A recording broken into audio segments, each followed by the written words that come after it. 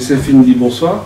Bonsoir, culture populaire. Merci d'avoir accepté cette invitation. Merci à vous de m'avoir invité. Ici à Nice, en pleine période de canicule.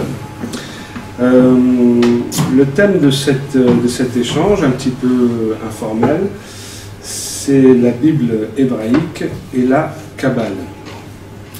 Avec une question en préambule. On vous reproche régulièrement que dans votre ouvrage Occident et l'Islam, tome 2, titré Le paradoxe théologique du judaïsme, comment Yahvé usurpa la place de Dieu, est une attaque de l'Ancien Testament, alors qu'il serait indissociable du Nouveau Testament. Selon vous, y a-t-il une contradiction entre le Christ et l'Ancien Testament? Alors, question vaste, je vais y aller par étapes. Effectivement, il y en a dans les milieux catholiques plus précisément qui me reprochent d'attaquer l'Ancien Testament, plus précisément la Bible hébraïque. Et dans mon ouvrage, j'ai été très précis, parce qu'en général, quand on attaque mes thèses, on ne va pas précisément au texte. Si par exemple on prend la position du Christ vis-à-vis des pharisiens, c'est très clair. C'est-à-dire que le Christ, de ce point de vue-là, se situe dans la tradition prophétique des prophètes de l'Ancien Testament, qui s'opposaient très souvent aux rois d'Israël et de Juda, aux prêtres et une bonne partie du peuple juif qui déviait, c'est-à-dire qui s'éloignait du monothéisme et qui adoptait des cultes païens. Et je vais vous donner un exemple. Le Christ, s'adressant aux pharisiens, leur dit, lors d'un échange, « Hypocrite, Ésaïe a bien prophétisé sur vous lorsqu'il a dit « Ce peuple prétend s'approcher de moi, mais il ne s'approche de moi que de bouche, et il émet des commandements qui sont des commandements humains. » Par conséquent, si le Christ cite Ésaïe, le prophète Ésaïe du 7e siècle avant lui, et qu'il leur reproche d'émettre des commandements humains, ça signifie que le monothéisme, plus précisément le monothéisme mosaïque, a été altéré. Il a été altéré par qui ? Par les Judéens, les Israélites et leurs prêtres, Moshites et Aaroniens, plus précisément, plus généralement, les prêtres lévites. Maintenant, on me dit que l'Ancien Testament annonce le Christ et que l'Ancien Testament est indissociable du Nouveau Testament. Or, on voit une différence nette lorsqu'on lit la Bible hébraïque, la Torah et les évangiles. On voit que l'esprit est différent, que tous les appels au génocide qu'on trouve dans l'Ancien Testament disparaissent, ne sont pas présents dans le Nouveau Testament. Le tribalisme aussi disparaît, l'ethnocentrisme disparaît, et tout le projet qu'on va retrouver dans la Torah et dans la Bible hébraïque de domination universelle disparaît aussi. Par conséquent, la question est la suivante. Comment se fait-il que les pharisiens, les tenants du judaïsme, aient rejeté le Christ, puisque le Christ est annoncé dans l'Ancien Testament? C'est parce que le Christ n'a pas accompli les promesses de la Bible hébraïque. Quelles sont ces promesses? Par exemple, vous prenez le Deutéronome chapitre 28. Il est écrit « Si tu obéis au commandement de Yahvé, il t'élèvera et il ne t'abaissera pas. Tu seras à la tête et pas à la queue. Tu prêteras de nombreuses nations et tu n'emprunteras pas. » Vous avez d'autres passages dans les chapitres 60, 61, 62 du livre d'Ésaïe, que les spécialistes appellent le Deutéro-Ésaïe, parce que c'est un livre tardif. Il y a le véritable Ésaïe du premier chapitre 1 jusqu'à environ chapitre 48. Tout le reste, du chapitre 48 jusqu'à la fin, a été rédigé environ 2 siècles après le véritable prophète Ésaïe et a été altéré. Et c'est dans ce livre-là, mais aussi dans Ézéchiel par exemple, que vous retrouvez ce projet de domination. Alors dans Ésaïe, vous trouvez par exemple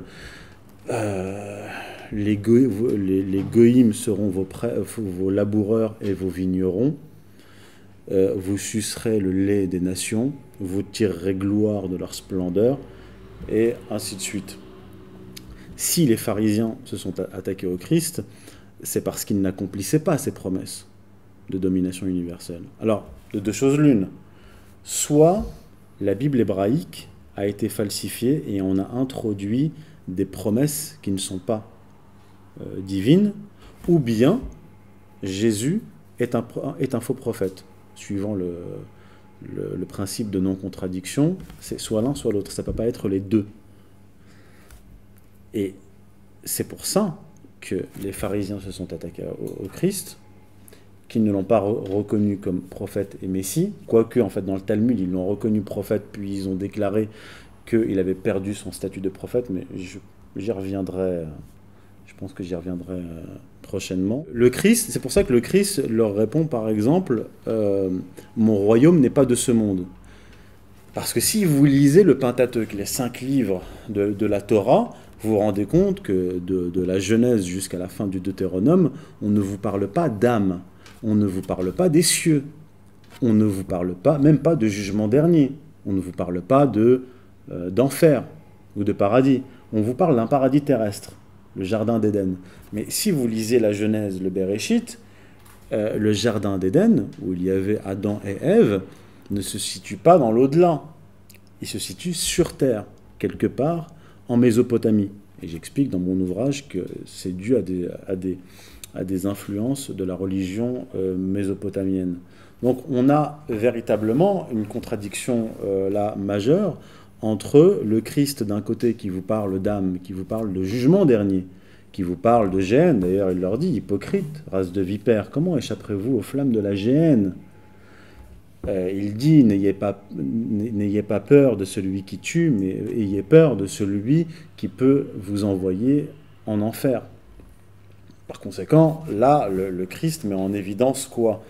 Que la religion des Juifs est devenue une religion matérialiste, et que lui est venu rappeler que l'essentiel n'est pas la vie terrestre, mais le jugement dernier. Et moi, j'avance et je démontre que la Torah a été falsifiée. Parce que certains catholiques me reprochent d'attaquer l'Ancien Testament, mais ils oublient que je suis musulman, et que les musulmans, en islam, on reconnaît les anciennes révélations. On reconnaît, bien sûr, la Torah, on reconnaît les anciens prophètes, mais ce qu'on dit, c'est que la Torah a été falsifiée. C'est ce que dit le Coran. Mais si vous allez même chez les prophètes de l'Ancien Testament, je vous ai cité Ésaïe, que paraphrase le Christ. Mais il y a aussi le livre de Jérémie, le prophète Jérémie, qui vit à cheval entre le 7e et le 6e siècle avant Jésus-Christ. Jérémie, chapitre 8, verset 8, il est écrit « Ne dites pas, nous sommes sages et nous avons la Torah de Dieu, car le calame, la plume des scribes l'a rendue mensongère. » Alors, si vous prenez l'ensemble de l'Ancien Testament, que vous êtes croyant, que vous êtes catholique, vous ne pouvez pas éluder ce passage. Vous êtes obligé de vous questionner là-dessus. Vous devez aussi vous questionner sur le fait pourquoi le Christ paraphrase Ésaïe. Il faut se la poser la question. D'ailleurs, un certain nombre de théologiens juifs et chrétiens, à partir du IIIe siècle de notre ère, ont écrit, affirmé à la suite de leurs études qu'effectivement, dans un premier temps, tout le Pentateuque n'était certainement pas du prophète Moïse, parce que vous avez dans le Deutéronome des passages où il est dit que Moïse est mort, il a été enterré, etc. Alors que si vous êtes l'auteur d'un livre, vous n'allez pas écrire que vous n'allez pas décrire votre propre enterrement. Puis par la suite, il y a eu un certain nombre de travaux pendant 1700, 1800 ans, allant dans ce sens-là et démontrant qu'effectivement, la Torah révélée à Moïse n'est pas la Torah qui a été rédigée par les scribes moshites, aaroniens, du royaume de Juda, du royaume d'Israël, dans des versions différentes qui ont ensuite été combinées. Je ne vais pas rentrer dans les détails, je l'expose déjà dans mon ouvrage et c'est bien connu des biblistes. Alors, dans les évangiles, à un moment donné, le Christ, s'adressant aux pharisiens, donc aux tenants du judaïsme, donc suivis à l'époque, il leur dit « Vous avez pour père le diable ». Et il leur dit, par ailleurs, vous dites, si nous avions été là au temps de nos pères, nous n'aurions pas tué les prophètes et les justes. Vous admettez donc être les fils des tueurs des prophètes. Comblez donc la mesure de vos pères. Donc, qu'est-ce que fait le Christ ? Il dit aux pharisiens, vous avez pour père le diable, et vous êtes les dignes héritiers de vos pères. Dans mon ouvrage, je rapporte que les pharisiens sont les héritiers des Lévites. Les Lévites, c'est la caste des prêtres chez les Israélites et les Judéens. Les Lévites... Ça venait d'Égypte. Oui, alors dans mon ouvrage, je rapporte, notamment m'appuyant sur les travaux de Richard Friedman, qui est un des plus importants biblistes au monde, il rapporte que le groupe d'Hébreux sortis d'Égypte, qui ne constitue pas l'entièreté du peuple d'Israël, mais un groupe qui s'est détaché de l'ancien Israël et qui avait émigré en Égypte, très certainement à l'époque des Hyksos, ce qui recoupe avec le récit biblique et coranique de l'installation de Joseph, puis de Jacob, son père, et ses frères en Égypte. Pour répondre aussi à la question du début, dire que le judaïsme était bon jusqu'à l'arrivée du Christ et qu'il aurait dévié à ce moment-là, je vais le dire de façon polie, c'est avoir une méconnaissance profonde de ce qu'est la Bible hébraïque et le judaïsme avant le Christ. Parce que toutes ces pratiques-là, à ce que je sache, et ces écrits, sont antérieurs au Christ. D'ailleurs, si le judaïsme était si bon et si pur avant l'arrivée du Christ, pourquoi est-ce que le Christ serait venu? Et pourquoi est-ce que le Christ leur a reproché ce qu'il leur a reproché? D'ailleurs, il leur dit, il est écrit ici maison de Dieu et vous l'avez transformé en caverne de voleurs et de bandits. Mais déjà, avant cette époque-là, ils avaient fait bien pire, c'est-à-dire transformer le temple en maison close. Donc effectivement, le Christ, il le dit, ne croyez pas que je suis venu abolir la loi et les prophètes, je suis venu non pour abolir, mais pour accomplir. Et il dit bien les lois et les prophètes. Mais il les accuse, paraphrasant Ésaïe, d'avoir émis des commandements qui sont des commandements humains. Donc il leur dit quoi? Il leur dit qu'effectivement, il y a une révélation. Tous les monothéistes, tous ceux qui appartiennent au monothéisme abrahamique y croient, c'est-à-dire la révélation thoraïque, mosaïque, et que celle-ci a été altérée par les ancêtres des pharisiens, qui sont les Lévites. Par conséquent, de ce point de vue-là, le Christ n'a pas fait autre chose que ce qu'avaient fait les prophètes avant lui. Sauf que lui, il est Messie, c'est-à-dire qu'il vient accomplir. D'ailleurs, en hébreu, Mashiach, c'est le roi.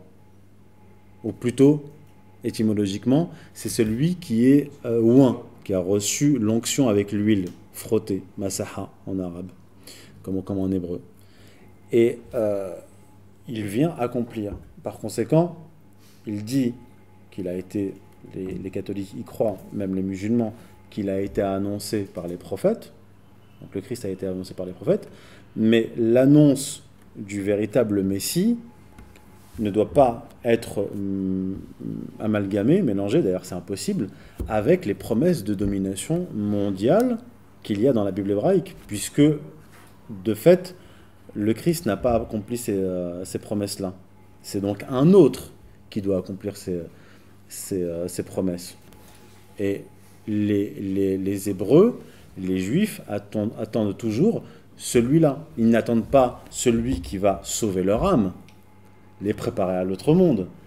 Ils attendent celui qui va accomplir les promesses du Deutéronome, chapitre 28, d'Ésaïe 60, 61, 62.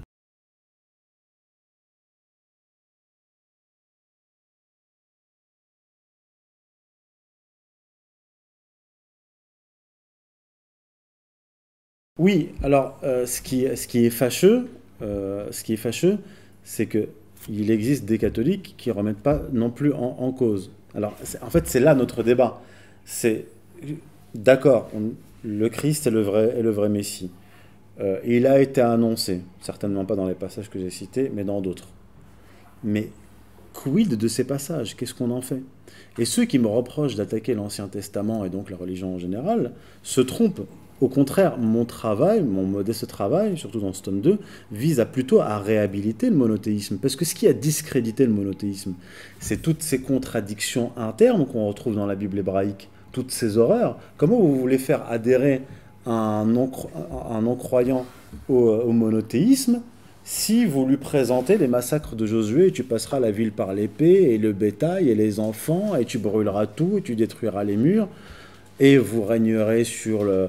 vous amasserez les richesses, et vous prêterez à de nombreuses nations. Je veux dire, c'est pas un projet très intéressant pour un non-juif. Donc, moi je pose la question, comment est-ce qu'on fait lorsqu'on est croyant et qu'on ajoute foi à tous ces passages de la Bible hébraïque qui sont problématiques. Parce que vous pouvez faire toutes les acrobaties que vous voulez pour justifier cela.